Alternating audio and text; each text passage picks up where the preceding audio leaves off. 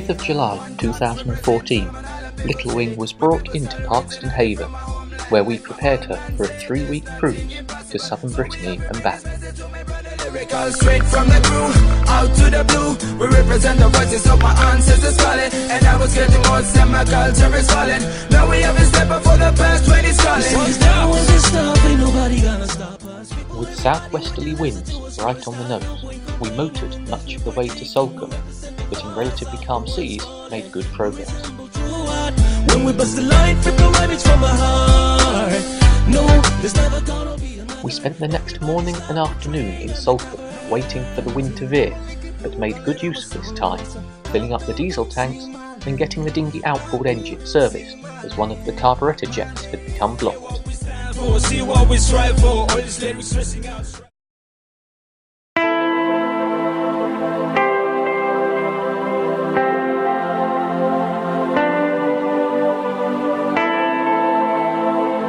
We departed Salcombe that evening with a lovely rainbow in the sky, but the darkness soon descended.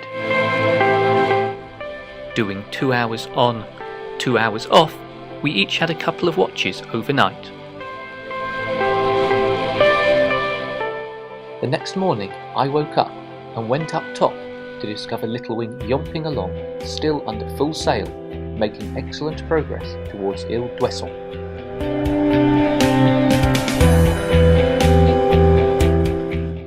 Approaching the island, we were met by a short, sharp sea, the steepest we'd had all passage, which we had to push through to get into the shelter of Lampall Bay.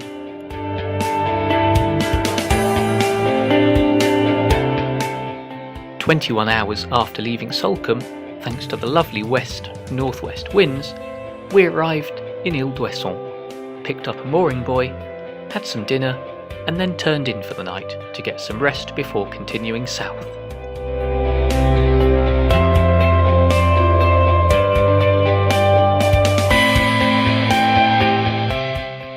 The following morning, with the wind veering even further north, we had a lovely downwind sail, staying outside of Ile de Seine and reaching Sauzon-en-Belle-Île in 18 hours. We stopped here for a few hours' sleep and then caught the tide up the Morbihan and into Vannes.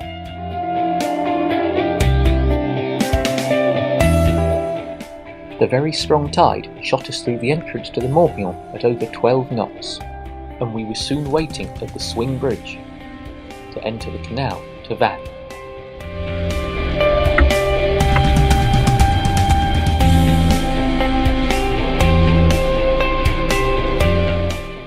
We spent a few days exploring the walled cathedral city of Vannes, enjoying its local markets, cafes, restaurants, and the beautiful gardens.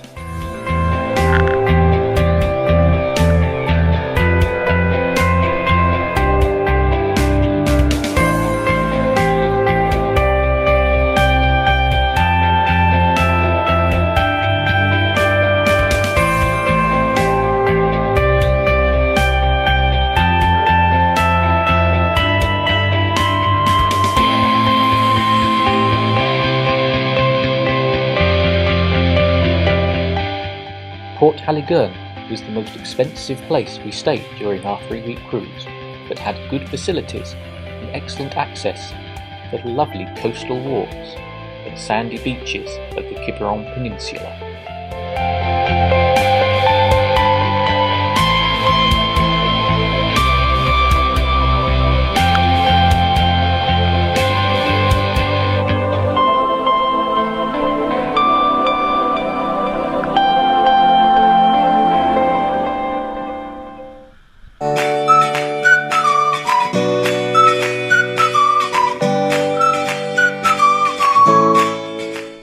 With no wind, we motored the short distance in flat seas to Ile d'Ouessant, which according to the pilot books had one of the best beaches in southern Brittany.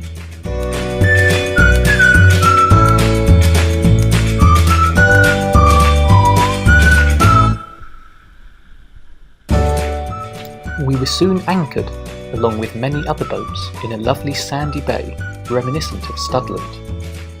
Taking the dinghy ashore, we had a beautiful walk over this island of 300 residents to visit the small village and local harbour. We had a lovely day exploring Uat by foot, but with the pilot books predicting pyjama parties as the wind causes boats to drag in the anchorage, we headed back to Sorzon to stay overnight. Having not actually set foot ashore in Sorzon, the following morning we all jumped in the dinghy and headed in to explore this lovely harbourside town.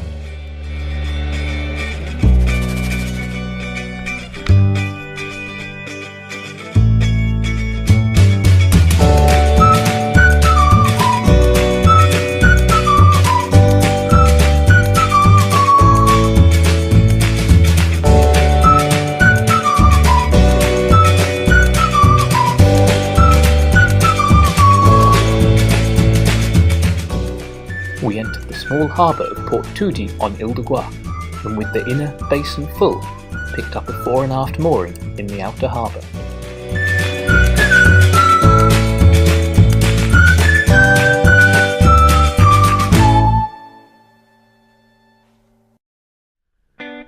Rowing ashore with a picnic, we put the dinghy well above the tide line, hired bicycles on the quay, and cycled round the entire island, enjoying the winding lanes, sandy beaches and small harbours of Port Melin and Port St Nicholas.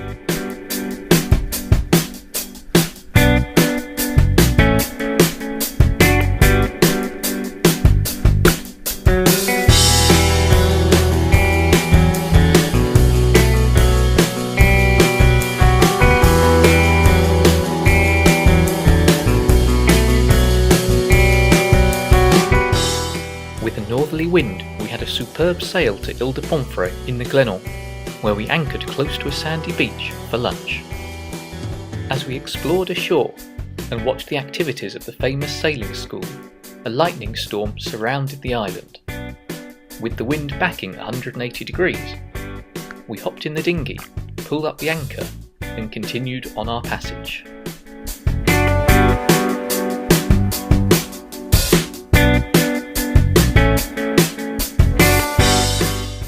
We followed the well-marked channel into Loch Tudi. Needing some extra supplies and to do some washing, the harbour master found us a space in the large marina.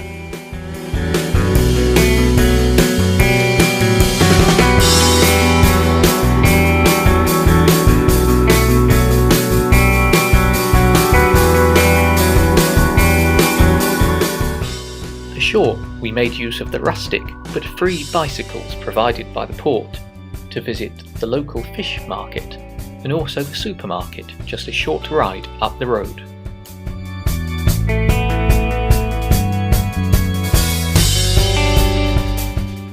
There didn't appear to be much else to do in close proximity to the marina, so rather than travel further ashore, we prepared the boat and the next morning set sail again.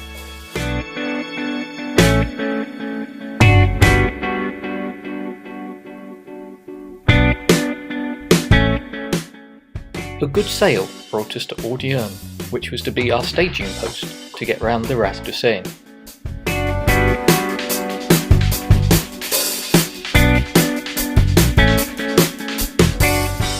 Arriving at the entrance at low water, we discovered a significant swell over a bar, which hadn't been mentioned in any of our pilot books or almanacs. Whilst we hovered at the entrance looking for further information, a small local boat went past and offered to guide us in. Whilst on approach, Ordierne appeared to be a slightly run-down commercial harbour. Once ashore, the excellent modern shower facilities and the busy, bustling restaurants and bars made it a lovely place to be. This was our staging point to go round the Raz, for which the almanacs were full of doom and gloom. The incredibly strong tides would push us into the rocks and we would die. Bad weather would cause large waves which would tip us over and we would die. It turned out to be flat calm with zero wind, and as we motored in gentle seas towards Camaret, the sun started shining.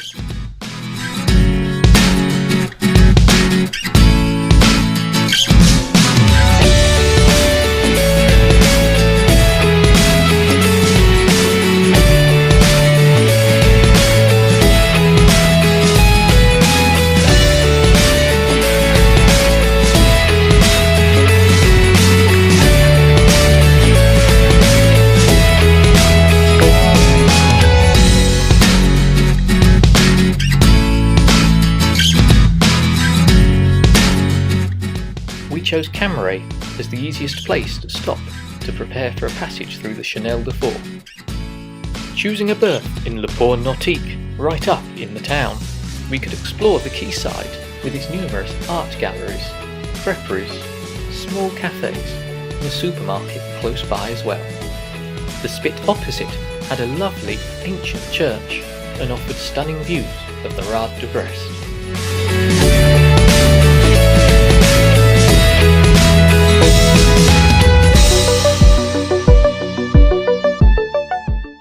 With the almanac again predicting disaster in the Chenal de Fort, we prepared ourselves for some tough conditions. Our preparations were superfluous, and as the sun rose, we had a flat, calm passage in no wind under engine.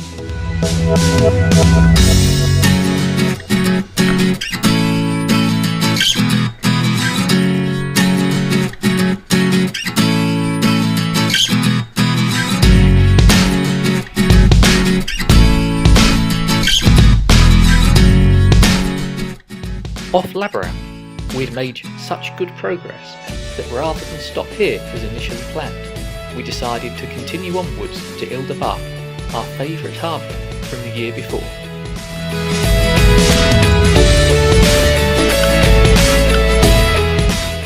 A thick fog descended, and we relied on radar to guide us through the numerous fishing vessels that were out for the day, only very rarely actually seeing them.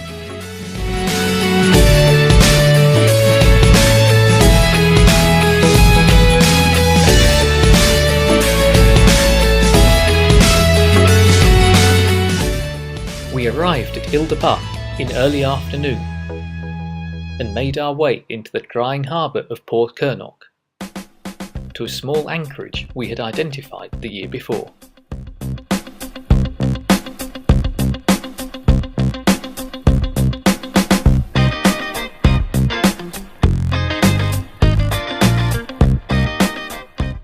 We spent 3 days anchored on the wonderful sandy beach and explored the island both on bikes and on foot.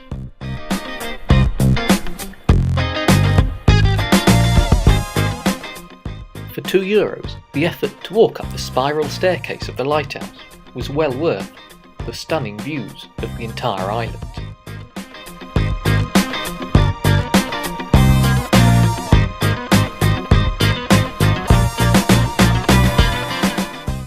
Departing Port Kernock on Ile-de-Bath, our first stop was in the new marina at Roscoff to top up the diesel tanks. A fully automated system, this was very easy to use, and access was superb.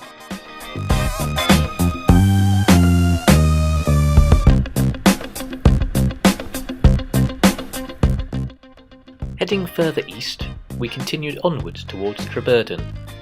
Not needing to go ashore, we picked up a visitor mooring buoy just off Ile-Milieu, where we stopped for dinner and stayed the night, ready for a longer passage towards the Channel Islands the following day. Setting off in good time the next morning, a long day sail brought us to St Peter Port on Guernsey in time for dinner. We spent a couple of days exploring the islands of Herm and Alderney, and then completed the final channel crossing to Poole, returning Little Wing to her home berth.